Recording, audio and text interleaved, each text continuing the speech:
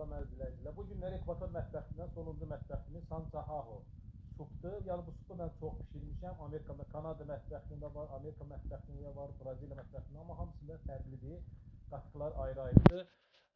Hamısında kukuruz qatılır, yəni qarğıdalı qatılır. Amma burada fərqli olaraq Ekvator mətbəxində çal boranı qatılır. Yəni qabığı göy.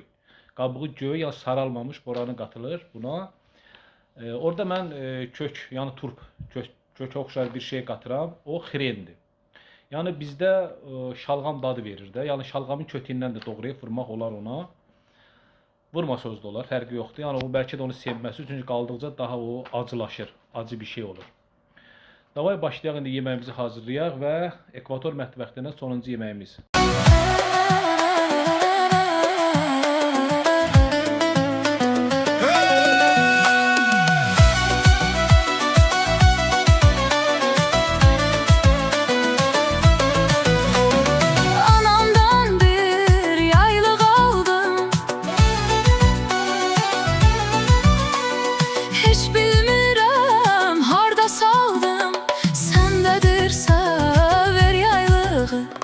Yaylıq salar ayrılığı, gülüm gözəl oğlan ver yaylığı. Yaylıq salar ayrılığı, yarcan gözəl oğlan